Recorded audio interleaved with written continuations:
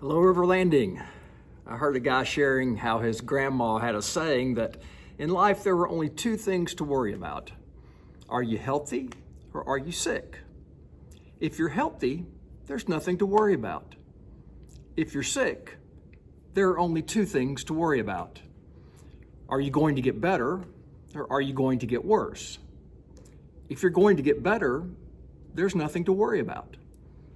If you're going to get worse, there are only two things to worry about. Are you going to survive or are you going to die? If you're going to live, there's nothing to worry about.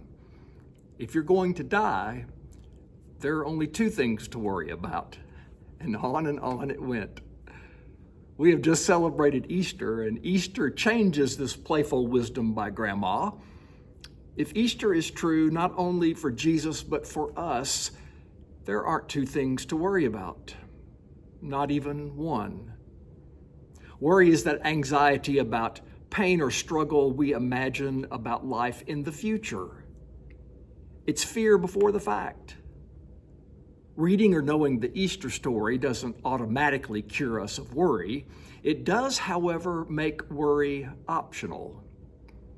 The worst thing this world can do to us is death and separation. The Easter message is that death has been defeated. What would your life be like if you were free of worry? If you could trust that God was going to make everything right, not in our microscopic existence now, but in the universe for eternity, couldn't you live more fully in the present? How would you relate differently to others and yourself if you were free from anxiety? How would it change your disposition? Would you laugh more? Would you play more?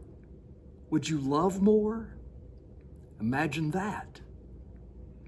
But how do we trust something otherworldly that we haven't experienced? We might try hearing what others have experienced, ones who have been clinically dead and have come back to share stories of love and light. We might hear those nearing death who have had similar experiences.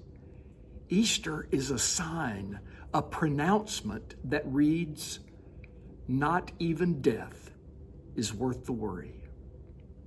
Happy Easter, my friends.